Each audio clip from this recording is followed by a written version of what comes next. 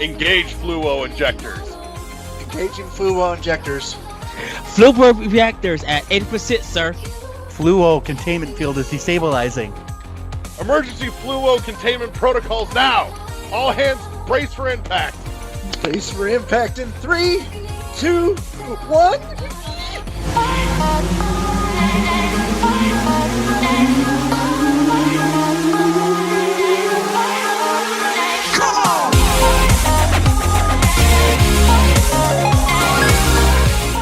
Holy shit, we're back with another episode of World 1-1 Podcast, where we are again asking the ever-important question, what else can we fuck up today? Real quick tease for the third half of the show. God damn it, I did this again. I did this last time, and I've done it again, except now my shit's in a new place, because new computer! Ha ha! Oh, let's see here. Quick tease, third half of the show, what did we save for this week? Here we go. Oh God, I wasn't there. No, it you was? were. It was on this one. Yeah, so stick around for the third half of the show. That's the most exciting time-wasting segment I've ever pulled off in my life. God damn, somebody give me an award for that. LeGrew and I, we are talking about the potential of a second industry crash. It's a fucking good one, so stick around for the third half. As always, you can and should gently caress, give it the little two-finger treatment, make that subscribe and share button happy. It's good practice. I'm telling you. So, also in the show notes, there's a link to our Discord where you should absolutely jump in and come share your thoughts with us. Whatever it is, tell us what you've been playing this week. Tell us what you think about this week's deep dive topic. Any of it. Let's get into it. But get in the Discord and come talk with us. Quick shout out to our awesome sponsor, Imaginary Authors, helping you up your scent game with fragrances for guys, gals, and non-binary pals. More about them just before the break. All that out of the way. Choose your fighter. I am, as always, your host, Roll to the Wall. Joining me this week is my co-pilot, compatriot, Josh the LeGrew. Yo. All right, let's get to the meat and taters. Oh my gosh! Video games. It's been a hot minute since you and I have gotten to fucking sit down. What have you been playing? Talk to me. Tell me good stuff. So, from what I was playing last time to what I'm playing now, not much has changed. I can't even remember the last time what I was playing, to be honest with you. But I did put in, I got a PS5 version of Final Fantasy VII Remake. Okay. And I started that. So I'm only like 4 hours into it, which is not much for that game. The game's I think it's about a 60-hour game for me, just the way I play. Mm-hmm. I'm liking it. Liking on the PS5. It's better, faster, stronger, better. We have the technology, basically. Right. And that's where I'm at with that. Is there any questions? I mean, I haven't really played too much because I've been really heavily at my other job, but that's what I've been sinking my time into when I can. Okay, I'm really curious because I know things because Michael's talked about it a lot. I don't remember how much you've been on for some of those recordings and how much we've had like missed connections here. Throwback to fucking Craigslist days of personal ads. Right. But how much do you know about what they've done with the story here? So I played the whole game. Okay. On my PS4. This is the second run through. This is the second run through because I'm kind of preparing myself for Rebirth, which I really want to play, but I want to play Final Fantasy again, and I thought, well, I'll play it on my PS5 because the last time I played it was PS4. So I said, let's play it on PS5. I got it for a good price on Amazon, and I thought, I got it physically on Amazon, and I'll play it. And it has the Integrate DLC, which is the DLC that happens after the game, where you meet Yuffie and all that, which it's not like, in the original game, it's not as important. It seems to be here. It's not as important either because it's extra, but it goes into Rebirth. So that's kind of where I'm at with that. I wanted to, instead of buying just the DLC, I just thought, let's just buy the whole game, basically the same price. Yeah. And I got it on Amazon for the same price. I said, well, I'm just going to replay this. Yeah. Yep. So, I'm curious here. What's your take? What's your feel on the Final Fantasy remake? And I know you haven't played Rebirth yet, but kind of knowing what's going on with the roadmap for this entire fucking project, do you view each of these games as a full game or as an episode? Because we really haven't seen a lot of like episodic gaming content in a while. Like that was real big for a hot minute, and then it mostly just vanished. Well, I mean, if episodic you mean by 60 hours a piece, okay. But what I think with this is like, this is the first part of this journey. If you played the original, it was basically 3 separate parts. It was the beginning, then you got to the overworld, and then the end game. Yeah. So the first game is the beginning up until you get basically to the overworld. It kind of opens up a little bit. From what I've heard about Rebirth, it kind of opens up a little bit. It's almost like a different game in a way. Yeah. And I'm okay with that as long as Rebirth had a different development team than Remake. But also, you have to understand that in the original game, that's when it did open up. Like after you got out of the city, it opened up. So I'm okay with that as long as, like in the third game, they pull it back again. And that's probably what they're going to do. But I really want to just see, I view these as 3 parts to one saga, basically, trilogy. Right. It's almost like Lord of the Rings. Yeah. Yes, they're independent, but together they just make it better. Right, and that's kind of what I think you may have just hit close to what I was trying to ask. Like, do each of these feel like a full, complete game? I mean, for now, the first game, like, I completed it, felt like a full, complete game, and I was excited to see what was next, because being a fan of the original, I kind of knew what was next. And, like, I think it was, like, 97 when it came out. I remember taking a whole week off of school because I was sick, quote-unquote, to play that. So that was kind of where I was back then. It's kind of where I'm at now. I'm like, wow, this is, like, when I started playing this, I'm like, this is really good. And I was showing my wife, I'm like, and she's not a gamer that much, but she knows some things. I think everybody knows Final Fantasy VII, even if you're not a gamer. If you're in that world or you know a gamer, you know Final Fantasy VII. So even she's like, oh, does this happen? I'm like, yes, watch. I'm like, and she was watching for a while. She's like, it's boring. I'm like, I get it. It's boring to watch because you're not interacting with it. But the game itself is fantastic. I like the way it works. It's pushing you to the ultimate conclusion of pushing you out of the city, and that's good. You absolutely just reminded me of something. I'm curious if you've ever seen this. Have you ever seen girlfriend reviews on YouTube? No. I honestly think you should absolutely check this out and show it to Mel, because it's literally this dude's girlfriend reviews games that he's been playing, but and reviewing it from the point, but reviewing it from the point of, should your boyfriend play X game because you're going to be stuck watching it? Is it fun to sit back and watch? That's interesting. I'm like, there's a neat fucking angle. I'm here for this. So check out girlfriend reviews.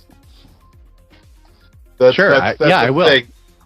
Because that'll, if nothing else, that'll give you maybe some direction on some things that are fun to play, to watch. Right? Makes the experience a little better for sure. So adds lubricates the bonding component, if you will. Yeah. Yep. Yeah. Even after all these years, like Mel is, it's definitely going to lube it up good. Mel does like to watch me play games, but then she also likes not to watch me play games. There's this like very fine line of where the game becomes like, oh, okay. And she'll always come in on the part that's like the worst part to come in on. And she's like, oh, I see why you're watching this. Like basically porn. I'm like, no. I'm just watching this. I'm like, it just happened, So this is going to sound real weird, but I promise there's a there's a through line here, Sure. but I'm curious. I suspect I know the answer, but we talked about it.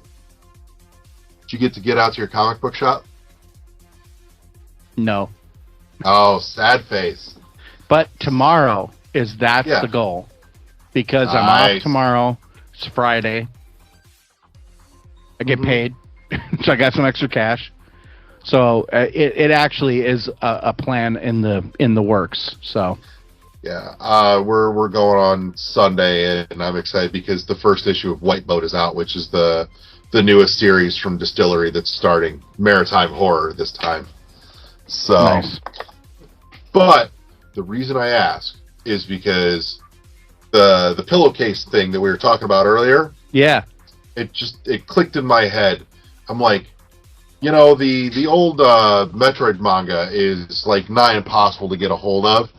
You can read it online, translated even. God bless Metroid Database, because they actually have like scans of the entire Metroid manga, and then they have it translated into English because it was never printed in English. Right. I'm sitting here thinking, because I've been reading, but anybody listening doesn't, because I haven't really talked about it. I've been reading a ton of stuff, like everything from this new comic book publisher called Distillery.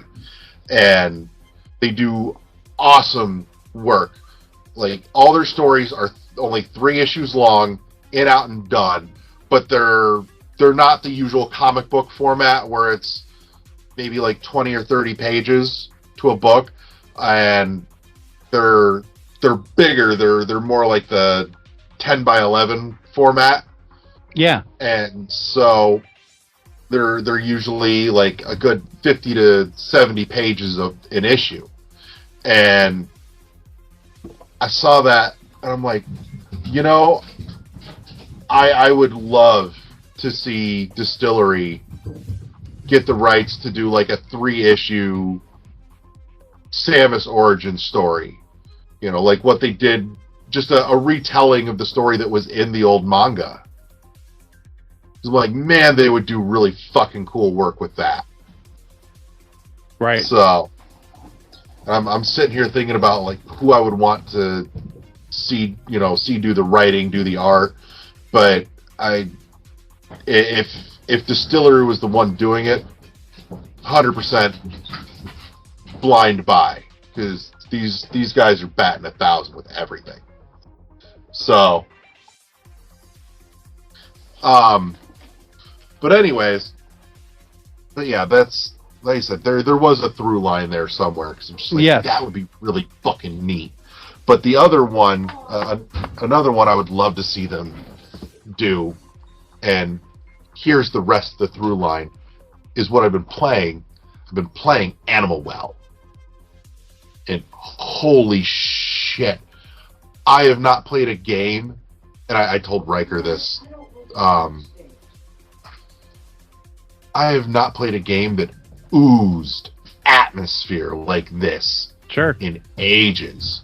Like, this thing oozes atmosphere the way Super Metroid oozes it.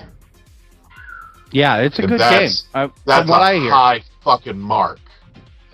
And I'm trying to think if there's really been a game that's oozed that kind of feel since Super Metroid until now. I think the only other one that really got close to that for me was maybe Haiku. Okay. And even then, Haiku didn't ooze it the same way, but it definitely oozed it. But yeah, this whole thing is so wild. Like, there's all sorts of useless, quirky shit in it. I was telling Michael about this the other day. So on the PC, you can use your mouse. If you're playing it on PS5, you can use the touchpad on the controller. If you're playing it on Switch, you can use the touch screen on the tablet part in handheld mode. Yeah. And you can sit there and fuck with and make like the hanging lamps and the hanging vines like sway and swish by touching them. It's completely useless, but I'm like, little fucking things. This game has so much of those little fucking things that are just coherent. Yeah, the other tricky part is talking about it without spoiling anything. Right. Oh my god, there is so much fucking magic in this. It's just, I'm going to talk about one, and only one, just to give an example, because I need an example Right. of this shit. It's a knowledge-based unlock game. It's a K-Bug, like Tunic, like The Witness, like Outer Wilds. So it's one of those things where it gives you tools, but it's up to you to learn how to use those tools, to figure out how to and what those tools can do. So there's not a whole lot of items to pick up and get in Animal Well. There's only a few, but it does a lot with a little. Like, every item basically has more than one use or function, but it doesn't tell you that. You'll figure out the obvious one, and you'll usually stumble into figuring out the not obvious ones. Sure. Like, there's an item in the game. It's a disc. It's a frisbee. But I'm like, cool, obvious use. I can use it to throw and hit fucking switches I can't reach on the other side of the room or through tight spots. I've been doing that.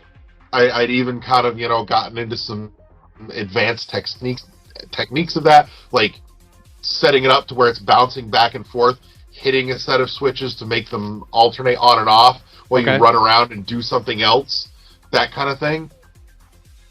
What didn't even occur to me until I did it by pure fucking accident is if you throw the frisbee, you can jump on the frisbee and ride it. Nice. Didn't fucking dawn on me. I'm in a pinch situation, and I threw the frisbee, and I was jumping to try and get out of the way, and it took my brain a second to catch up and go, who the fuck did my character... Oh, he's riding the frisbee! I can do that? And then all this other shit starts clicking, going, holy shit, now I know how to do this and this and that. So it takes kind of that Metroid formula, but then stacks that extra layer of excitement on it, because you'll see things, make that mental note, there's something I need, and when I find it, I'll know to come back here. But then the game will hand you the thing you need, but it's not immediately obvious that that was what you fucking needed. But when it does finally click, it's that exponentially bigger aha moment than, you saw a half pipe and you got the morph ball and you're like, oh, go back, I've got the thing. Right, I got it. Yeah. This stacks an extra layer on top of that of fucking light bulb happy moment. I've heard this a lot about this game, and so it makes me really wonder. Obviously made by one dude. Mm-hmm. Don't know how long it took him yet. I haven't researched it much, but it took him I would obviously imagine a few years. A long time. But the thing is, he executed his vision, Mm-hmm. and that's awesome. If that's the way he wanted it to go, that's great. Yeah, no, it's so good. And isn't this coming out on a limited run for physical? Yeah, limited run is doing physicals in a standard and a collector's edition. Okay. So, but in any case, where was I going with this? I was going somewhere. Yeah, sorry, I interrupted you. No, you're good. It'll come back. Oh! So, yeah. So, like Outer Wilds, like Tunic. Yeah. It's all about obtaining information. Because once you have the information, you realize how much the answer was right in front of you the whole time. And to the point where you could start the game and you now immediately know how to finish it and can finish it within a few minutes. Because nothing was stopping you except your lack of knowledge. Okay. And as a result, the speedrun community has been having a field day.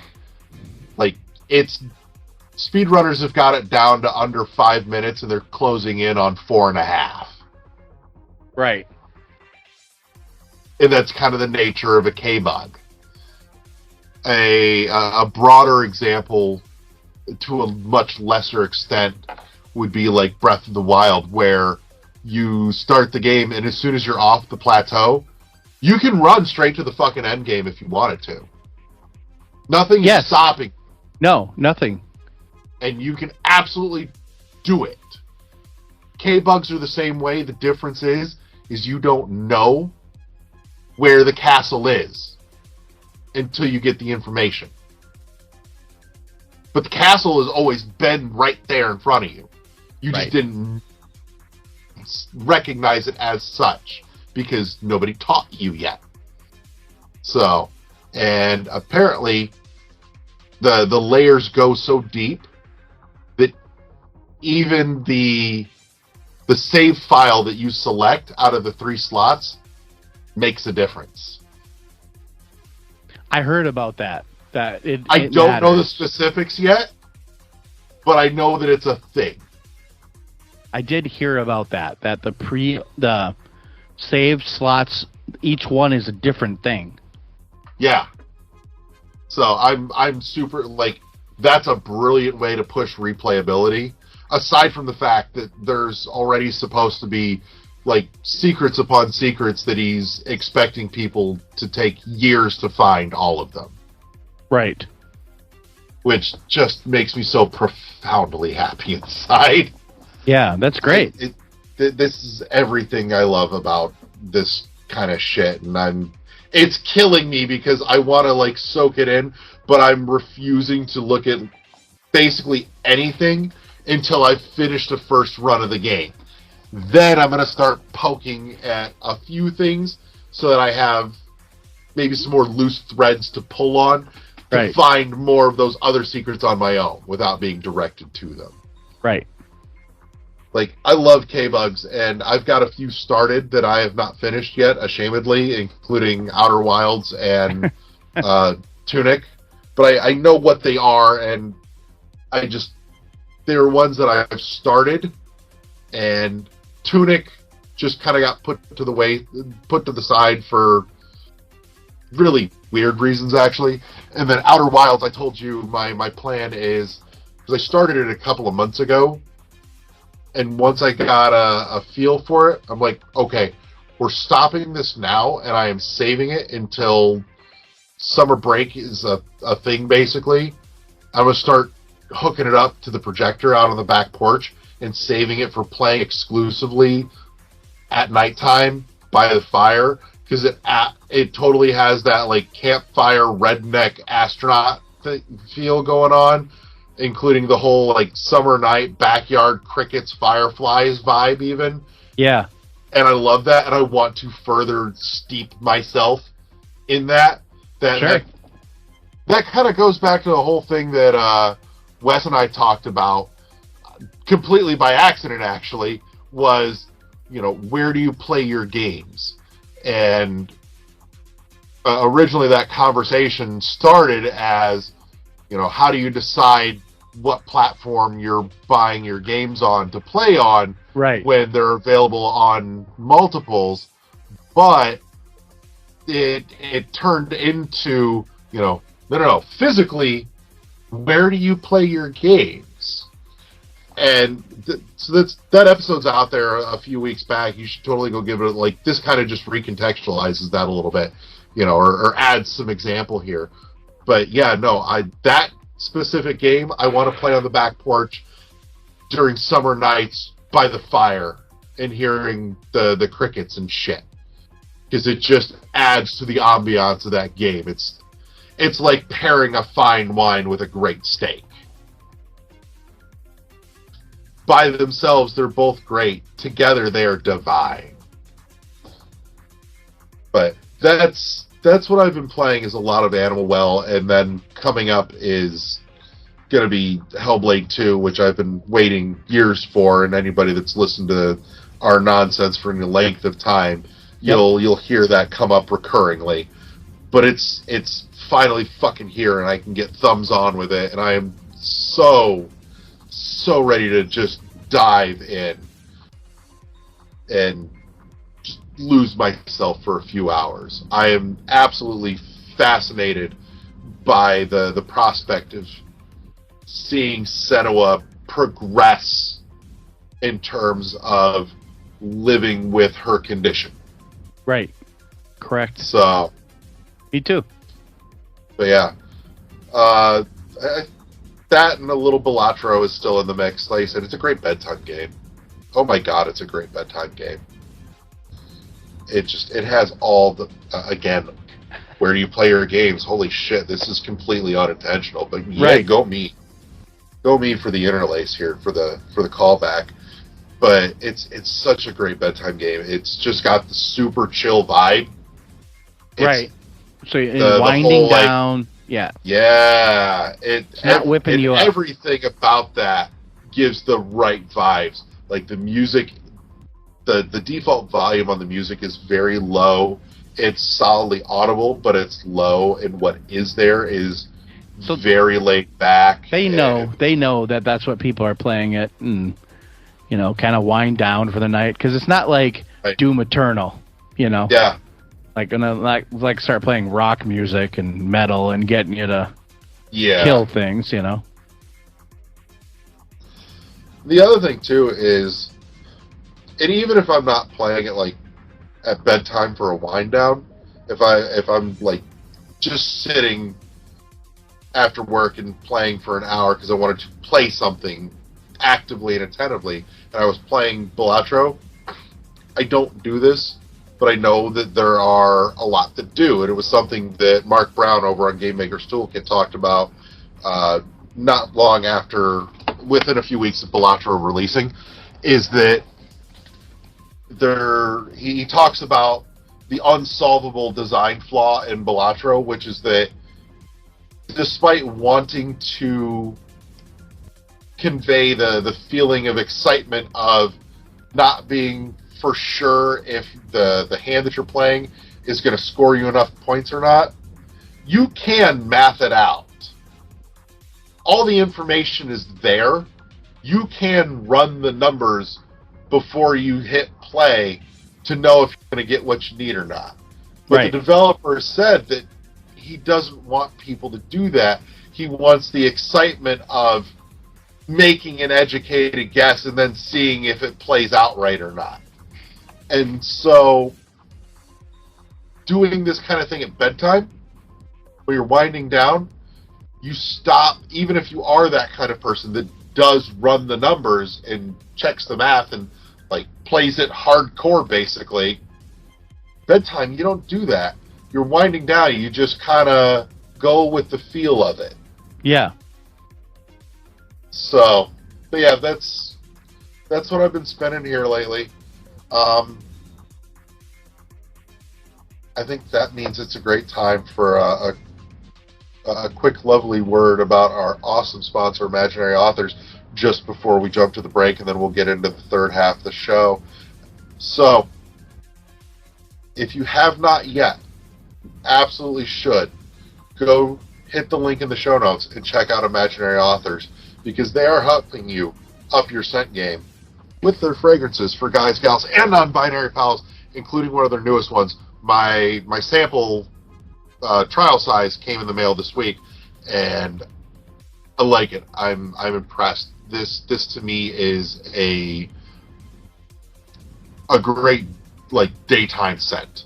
It's very clean. It's light. It's called Languages of Glaciers, or the language of a glacier, and some of the notes in there, white pine and lilac and cashmere and juniper. It doesn't have a super floral scent. They're all real light, but the one that really caught my attention in the notes at the very end, virgin snowfall. I don't know how somebody fucking figured out what the hell Virgin Snowfall smells like, but I can tell you that they fucking did. This is it. it. I'm like, no, that is actually that. Jeez, color me impressed. But it's light, it's clean. I'm digging it.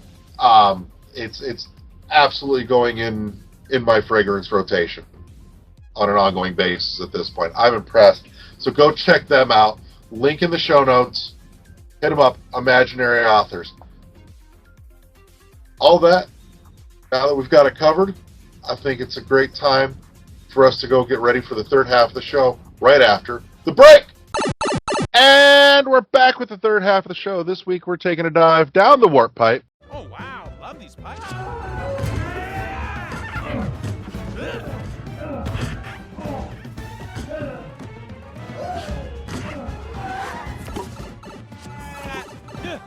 And we're asking the very important question: is the gaming industry heading towards a second industry crash? Now, I know a lot of us have lived through the original industry crash. Some of us were coming into it, like myself, just as that was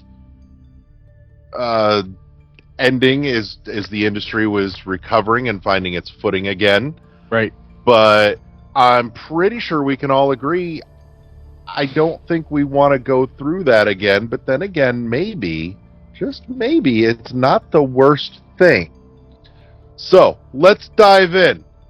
Joining me for this conversation is my co-pilot, Legru. Yo. So you and I started talking about this a little bit earlier today. We did. So let's dive in, because I think there's some good meat on the bones here. Because, like I said, I don't think we want to watch the industry crash and burn. But then again, maybe it's time we hit a reset. This might not be all bad. No, and when you look at it, I don't know if it's bad per se. I think it might be more of a contraction than a reset. So the industry maybe call it a got contraction. I think we're heading towards a reckoning. Well, it got too big. It got too big where it's starting to lump in a lot of people that don't actually support the industry like maybe you and I do. And maybe that's kind of where we're at right now. So the way I look at it, when they say like 100 million gamers, like, no, not really. Like, you have X amount of people who play games regularly. And then you have X amount of people who play games on mobile and all that. Those aren't the people, I think, that push the industry forward. They're the people that will kind of, go with the flow. So if this game is big and they might play it. However, the people like you and I think really push the industry forward. We really say, oh, we want to try that. And I think that group has it's been about the same in total, because they'll say something like 2 billion gamers on the planet. It's about 100 million people that actually play games all the time on console, on game, and they just kind of float around. Mm-hmm. And I think maybe we're kind of at that point where maybe that grew a little bit, especially because of COVID and all that, where people were a little bigger and these companies scaled up, and now all of a sudden they're like, oh, we can't actually support that. And so they're pulling it back a little bit, which means a little bit of a contraction on the business side. And I think gamers feel that, a lot of gamers are creative people, and they feel like, oh, well, these trillion-dollar corporations are cutting people. Why? Well, they're trying to stay somewhat net neutral or positive. They're not always in that realm of, I'm going to spend $100, I'm going to get $150 back. They want to spend $100 and get $1,000 back.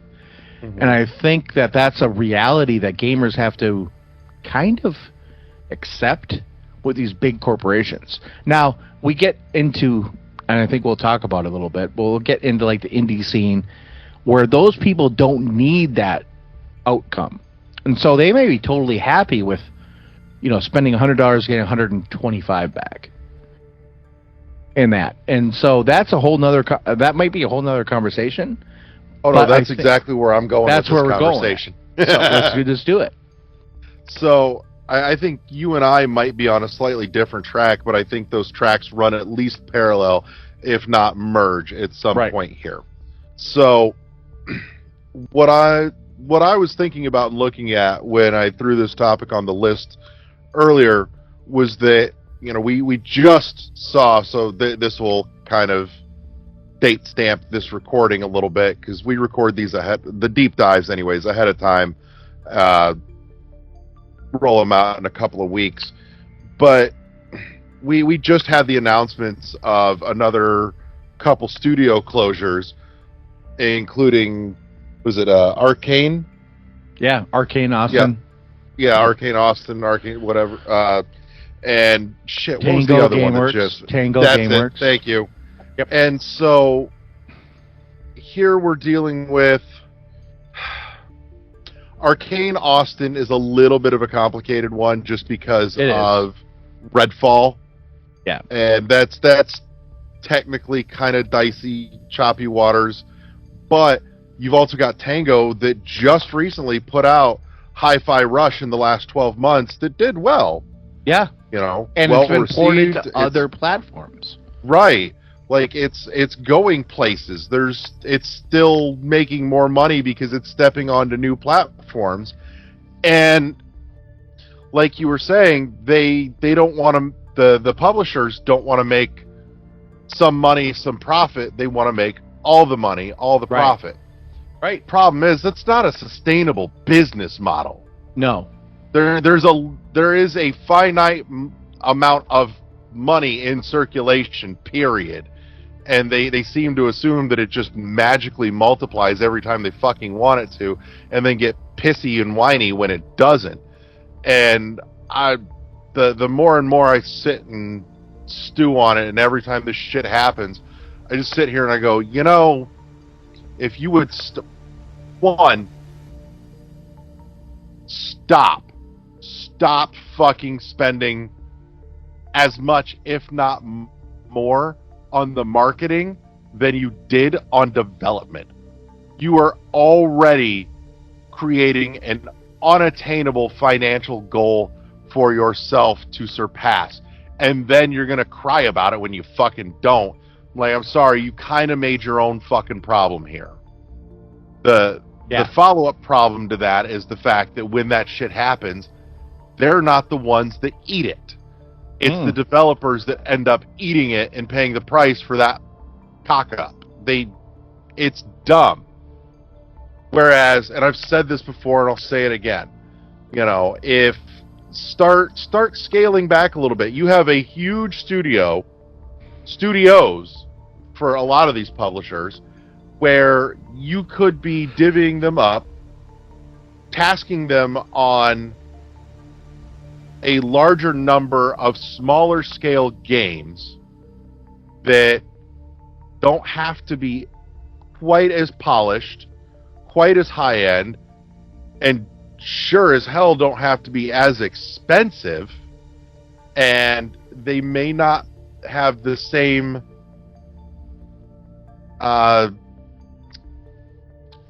financial draw or potential, but make it up in quantity.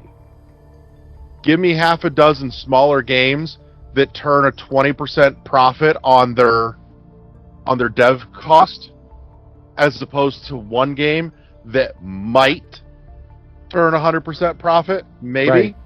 Right. And on top of that, not having to blow out the marketing budget and making that even worse.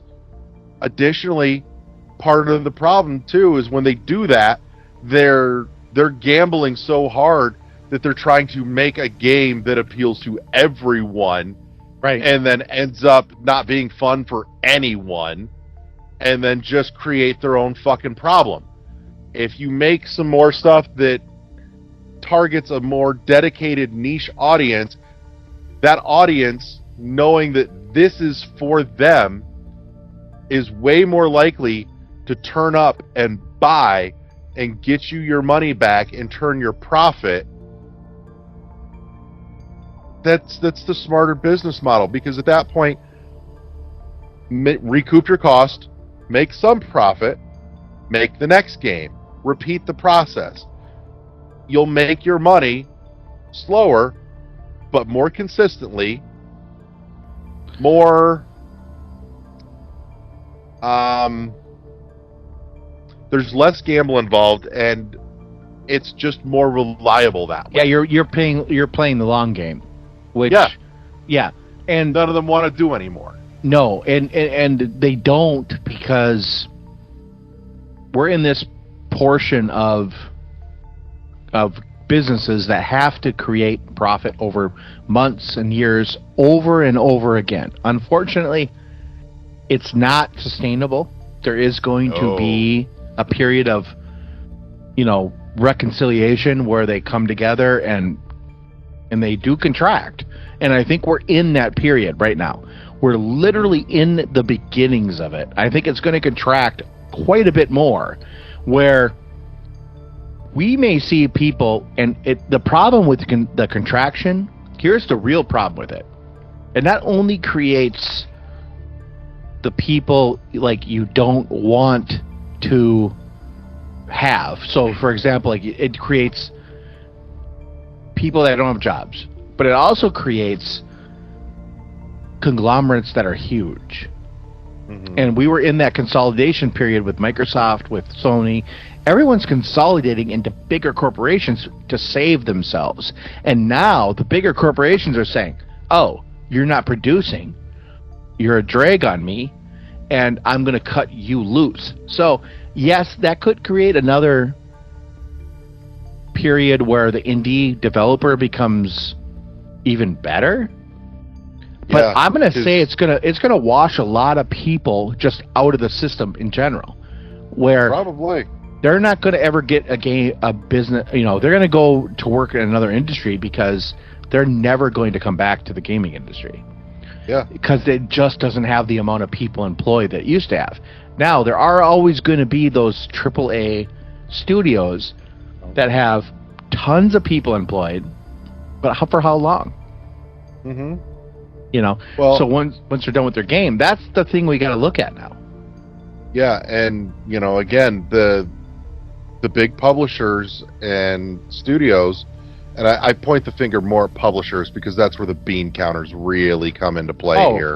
Of course, is that they're going to keep doing this thing where they push and squeeze and grind their devs to crank out these games, these massive games that are successful, that do turn a profit, do review well, are good, and everybody likes.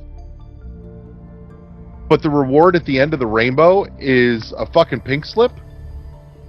You're gonna have a real hard time attracting anybody or even convincing anybody to come fucking work for you when you think you're at a point where it's time to expand again and you need people, and everybody's going to look at your track record and go, eat a dick.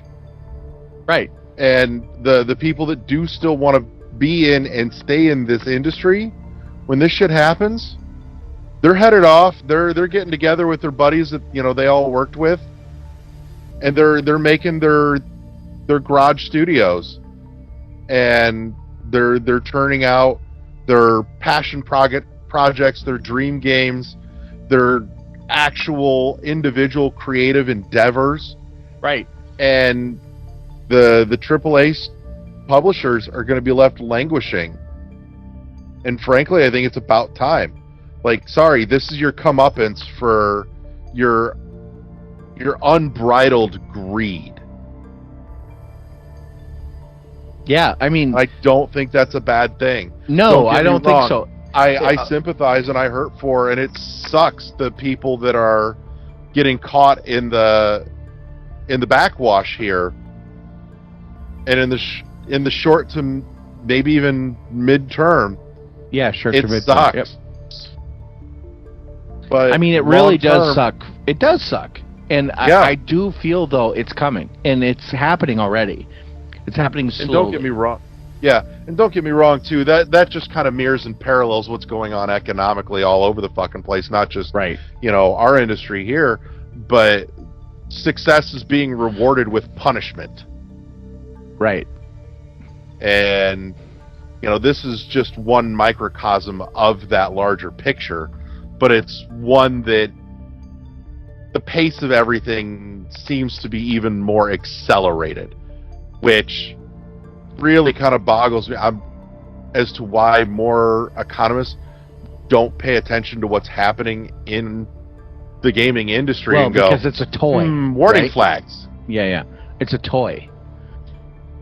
And I would look at the gaming industry as like something that is really like the canary in the coal mine, because that is people's discretionary income. If they don't have it, they're not going to spend it.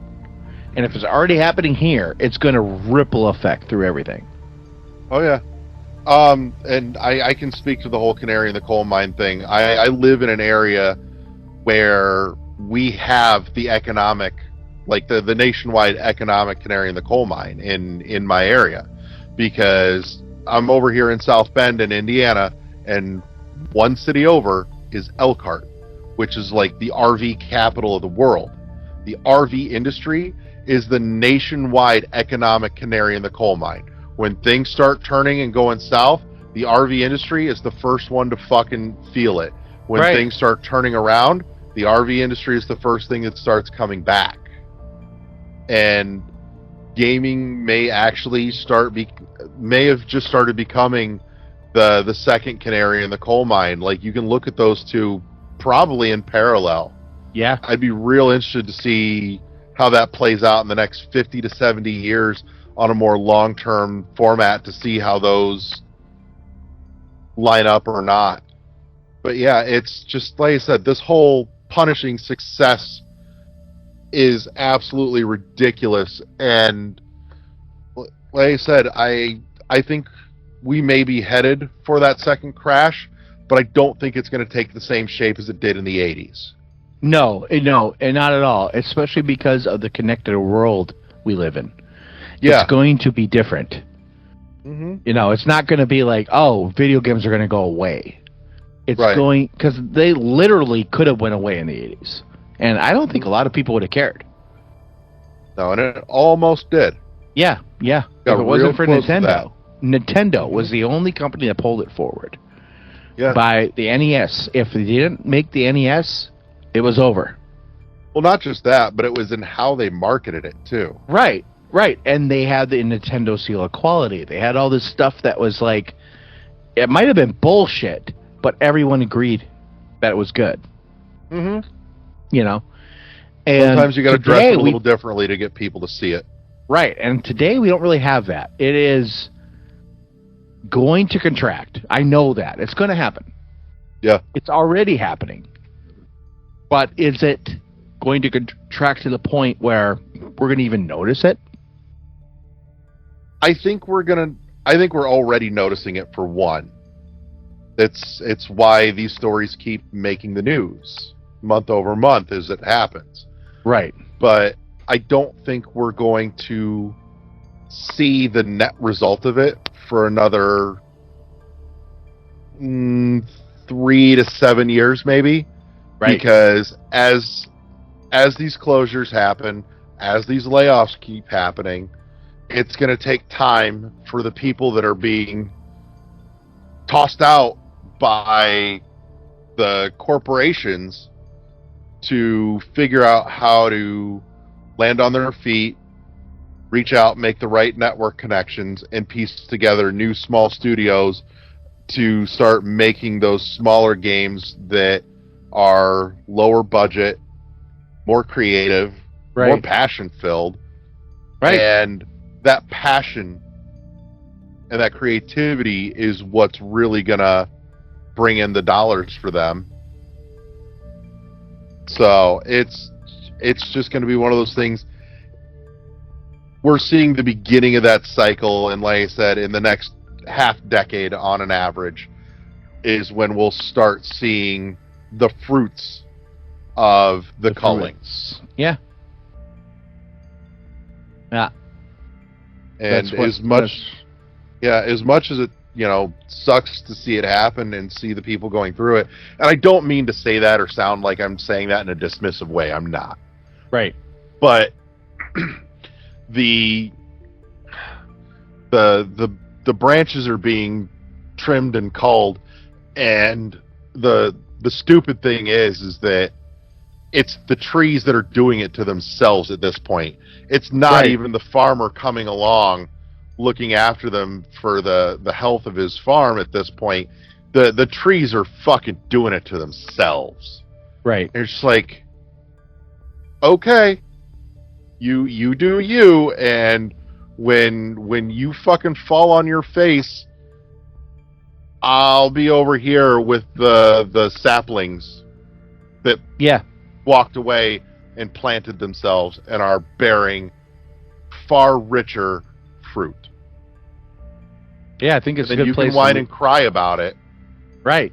I think it's a good place to leave it, and then we will definitely revisit it. Yeah.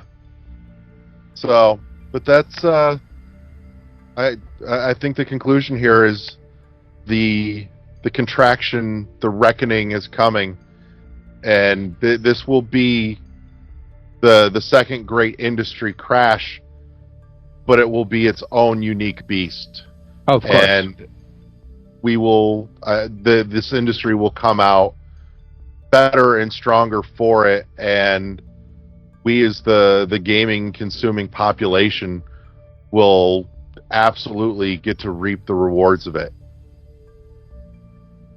Like I'm here for, and I'm excited to see what all these people do once they get to make what they want, what Yeah. they care about, Yep. instead of just being cogs in the fucking machine.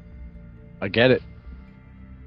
So that kind of thing, we've seen this more and more over the last 10 to 20 years of people breaking away on their own, of their own volition, from these big companies and turning out amazing stuff. And now the companies are just doing it to themselves. Yeah. They're creating their own competition. Yep. But like you said, I think that's a good place to leave it. A good wrap for all of this. So, as we head out for the week, I want to say thank you to my compatriot for coming and hanging out with me this week. Thank you to everybody that tuned in. Thank you to our awesome sponsor, Imaginary Authors, helping you up your scent game with fragrances for guys, gals, and non-binary pals. Don't forget, subscribe and share with all the people that actually care. And hit that Discord link in the show notes. Come jump in and tell us what you think. Are we on the money? Have we missed something vital here? Let us know. Jump in the Discord. Fucking tell us about it. Other than that, that's a wrap. Say goodnight, Gracie. Good night. You've been tuned to the World 1-1 Podcast, powered by the World 1-1 Podcast Network. Press start to engage your mind. Peace!